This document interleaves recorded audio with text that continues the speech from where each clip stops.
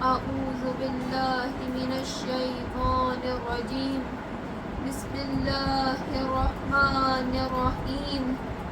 الحمد لله رب العالمين.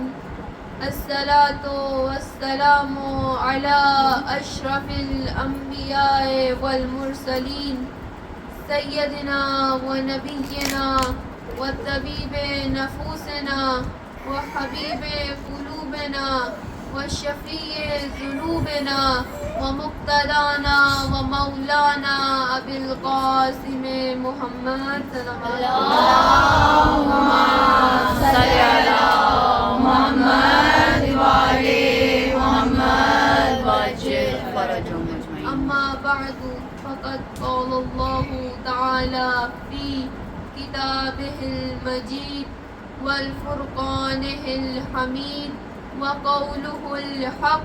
بسم الله الرحمن الرحيم.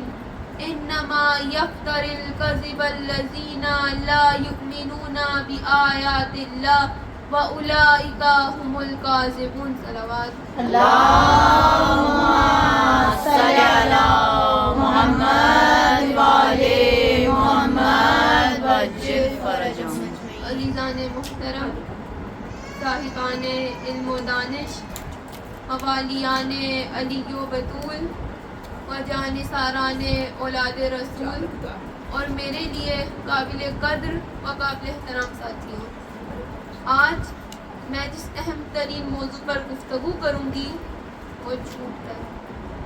جھوٹ ایک ایسا گناہ ہے کہ جسے گناہان کبیرہ میں شامل کیا گیا ہے، اور اللہ تعالیٰ قرآن مجید میں سورہ نحل، جو قرآن مجید کا 16واں سورہ ہے، اس کی آیت نمبر 105 میں ارشاد فرماتا ہے، بسم اللہ الرحمن الرحیم، انما یفتر الکذب الذین لا یؤمنون بآیات اللہ واولئک هم الکاذبون۔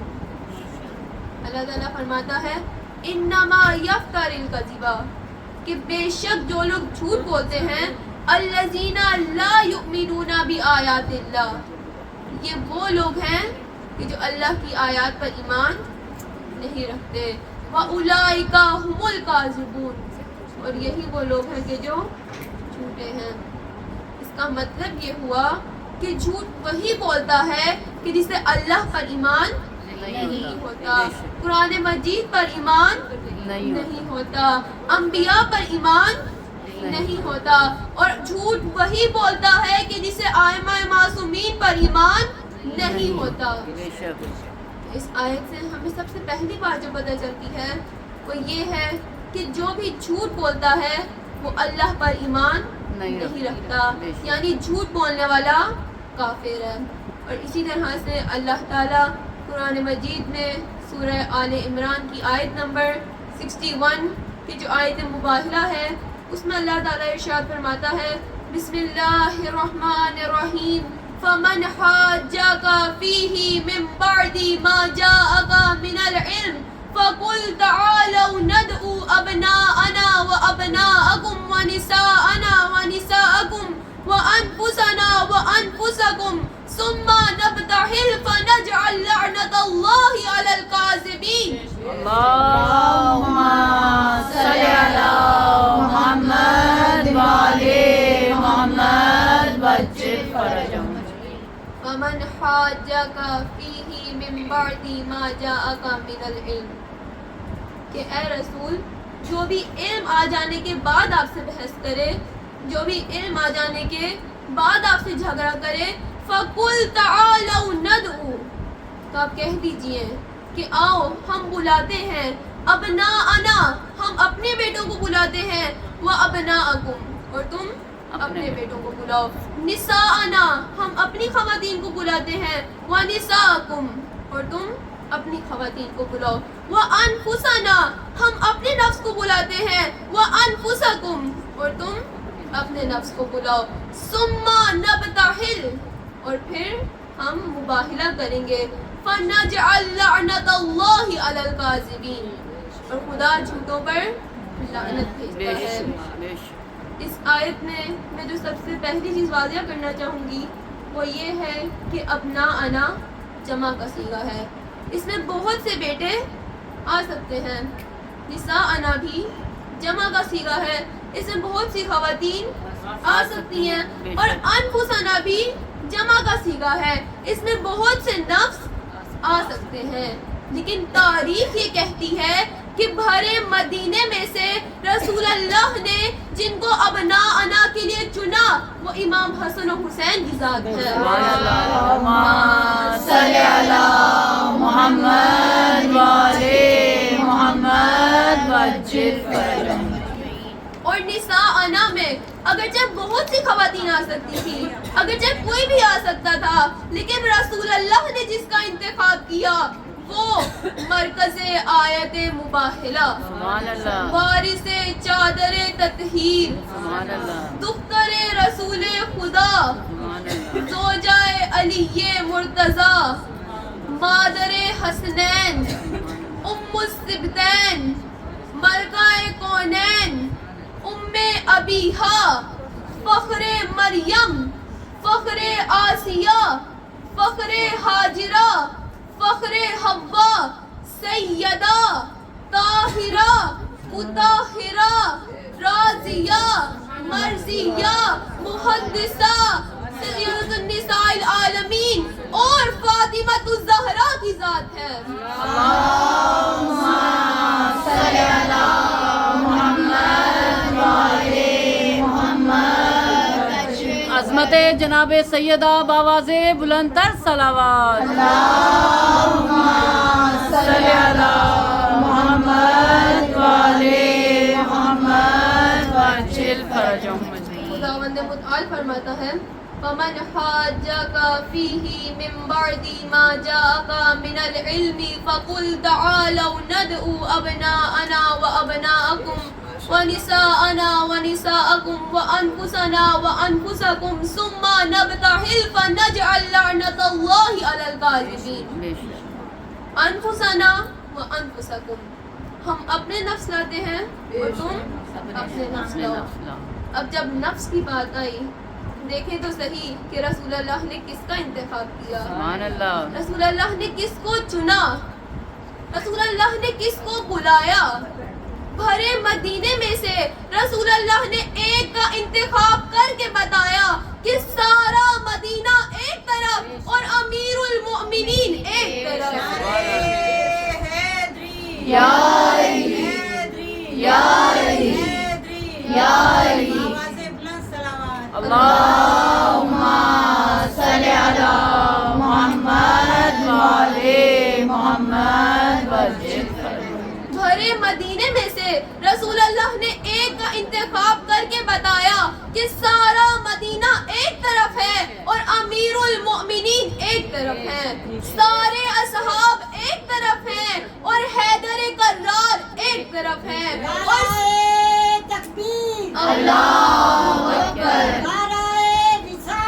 یا رسول اللہ، زندہ باد، زندہ باد، مردہ آباد، مردہ آباد، یا علی، یا علی، اللہم صلی علی محمد وآل محمد۔ بھرے مدینے میں سے رسول اللہ نے ایک کا انتخاب کر کے بتایا کہ سارا مدینہ ایک طرف ہے اور امیر المؤمنین ایک طرف ہے، سارے اصحاب ایک طرف ہیں اور حیدر کرار ایک طرف ہے، سارا زمانہ ایک طرف ہے اور علی مرتضی ایک طرف ہے۔ اللہم صلی علی محمد وآل محمد وعجل فرجہم۔ اگر مولا علی بھی اصحاب کی طرح ہوتے تو اصحاب کی صف میں کھڑے ہوتے، لیکن رسول اللہ نے مولا علی کو اپنے بستر پر سلا کر بتایا۔ فتح مکہ والے دن بتوں کو توڑتے وقت علی کو اپنے شانوں پہ کھڑا کر کے بتایا، اور غدیر خم کے موقع پر مولا علی کے دونوں ہاتھوں کو بلند کر کے پورے مجمع کو دکھا کر بتایا کہ سارے اصحاب ایک طرف ہیں اور حیدر کرار ایک طرف۔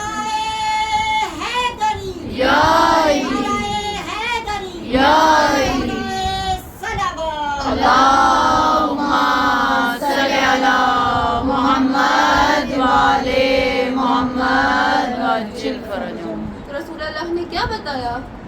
رسول اللہ نے بتایا کہ اصحاب مکرم ہیں مگر اپنی جگہ پر. سبحان اللہ. اصحاب مکرم ہیں مگر اپنی جگہ پر، غیر اپنی جگہ لخت جگر اپنی جگہ بے پر. شک بے شک. اصحاب مکرم ہیں مگر اپنی جگہ پر، غیر اپنی جگہ لخت جگر اپنی جگہ پر.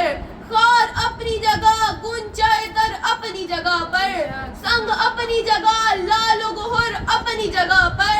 پہلو میں جو بیٹھا ہو اسے دل نہیں کہتے، پہلو میں جو بیٹھا ہو اسے دل نہیں کہتے، راہرو کو کبھی رہبر منزل نہیں کہتے. نعرہ حیدری حیدری. اسنودیے محمد والے محمد بلند تر صلوات. اللہم صلی علی محمد والے محمد وعجل فرجهم. اللہ تعالیٰ فرماتا ہے وَمَنْ حَاجَّكَ فِيهِ مِنْ بَعْدِ مَا جَاءَكَ مِنَ الْعِلْمِ فَقُلْ تَعَالَوْا نَدْعُ أَبْنَاءَنَا وَأَبْنَاءَكُمْ وَنِسَاءَنَا وَنِسَاءَكُمْ وَأَنفُسَنَا وَأَنفُسَكُمْ ثُمَّ نَبْتَهِلْ فَنَجْعَلْ لَعْنَةَ اللَّهِ عَلَى الْكَاذِبِينَ. اگر ہم غور کریں تو ابناءنا میں بہت سے بیٹے آ سکتے تھے، نساءنا میں بہت سی خواتین آ سکتی تھیں، اور انفسنا میں بہت سے نفس آ سکتے تھے. لیکن ایک سوال پیدا ہوتا ہے کہ کیا وجہ ہے کہ رسول اللہ ابناءنا میں فقط 2 بیٹے لے کر گئے، نساءنا میں فقط ایک خاتون لے کر گئے، اور انفسنا میں فقط ایک نفس لے کر گئے. اگر ہم تھوڑا سا غور کریں، تھوڑا سا تدبر کریں تو ہمیں اس سوال کا جواب اسی آیت میں مل جاتا ہے. اللہ تعالیٰ اسی آیت میں فرماتا ہے فَنَجْعَلْ لَعْنَةَ اللَّهِ عَلَى الْكَاذِبِينَ. کہ مباہلے میں تو جھوٹوں پر لعنت ہونی تھی، تو اب رسول اللہ کے ساتھ صرف اور صرف وہی جا سکتے تھے کہ جنہوں نے اپنی پوری زندگی میں کبھی بھی جھوٹ نہ بولا ہو. اس وجہ سے رسول اللہ کے ساتھ صادقین گئے، اس وجہ سے رسول اللہ کے ساتھ سچے لوگ گئے.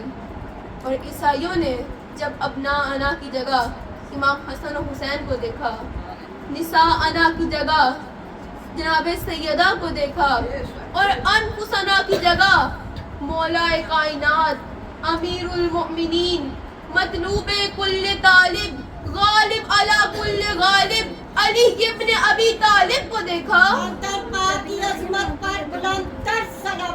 اللہم صلی علی محمد والے محمد وعجل فرجهم. عیسائیوں نے جب ابناءنا کی جگہ امام حسن و حسین کو دیکھا، نساءنا کی جگہ جناب سیدہ کو دیکھا، اور انفسنا کی جگہ مولا کائنات کو دیکھا، تو انہوں نے کہا کہ خدا کی قسم ہم تو ایسے چہرے دیکھ رہے ہیں کہ اگر یہ پہاڑ کو حکم دے پہاڑ بھی اپنی جگہ چھوڑ جائے. تو اب عیسائیت نے یہ طے کیا کہ ہم پیچھے ہٹنا تو قبول کر لیں گے، لیکن ہم امام حسن کے مقابلے میں آئیے قبول نہیں کریں گے.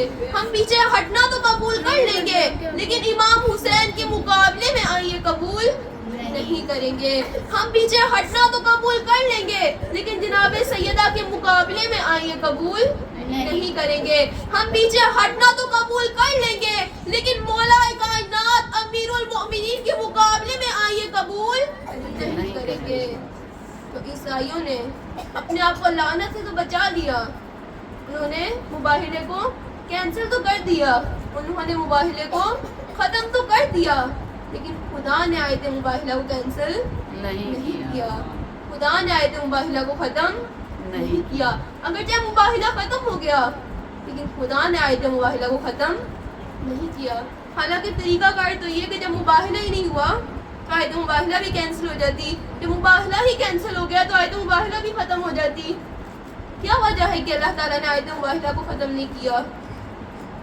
اس کی وجہ یہ ہے، یہاں پر میں آپ سب کی توجہ کی طلبگار ہوں کہ اللہ تعالیٰ نے اس وجہ سے آیت مباہلہ کو کینسل نہیں کیا کہ خدا نے آیت مباہلہ کو قیامت تک قرآن کے سینے میں رکھ کر پوری امت امت مسلمہ کو یہ بات بتائی کہ قیامت تک جو بھی رسول اللہ کے مقابلے میں آئے گا وہ جھوٹا ہے. جو بھی قیامت تک مولا علی کے مقابلے میں آئے گا وہ جھوٹا ہے. جو بھی قیامت تک جناب سیدہ کے مقابلے میں آئے گا وہ جھوٹا ہے. جو بھی قیامت تک امام حسن کے مقابلے میں آئے گا وہ جھوٹا ہے.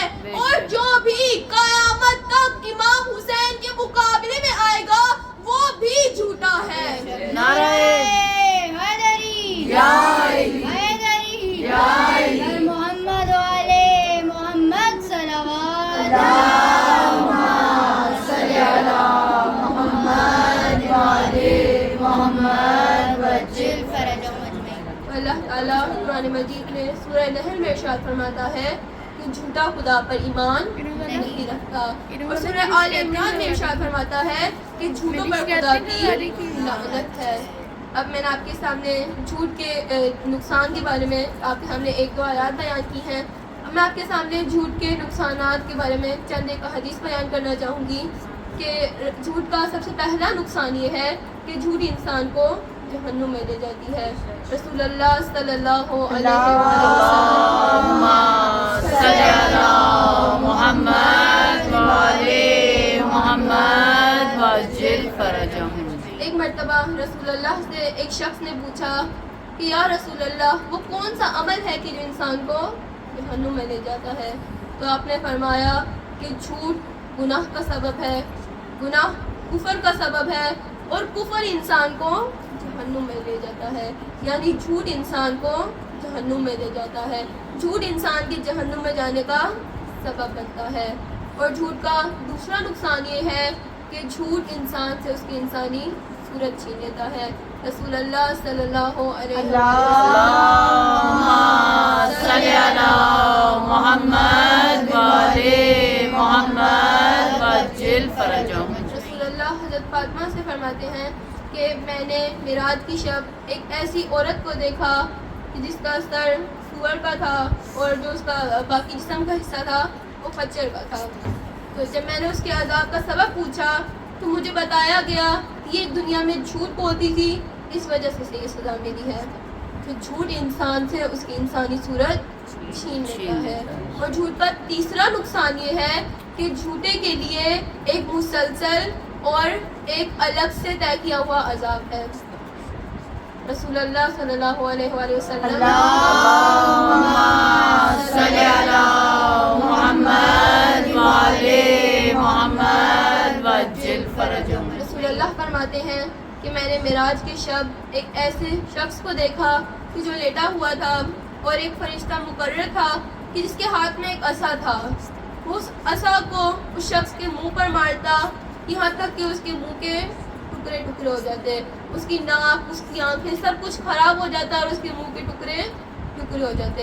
اور پھر اللہ تعالیٰ اس کے منہ کو پھر سے ٹھیک کر دیتا اور دوبارہ سے وہ فرشتہ یہی عمل دہراتا اور بار بار مسلسل یہی عمل وہ دہراتا رہتا اور وہ شخص چیخو پکار کرتا رہتا.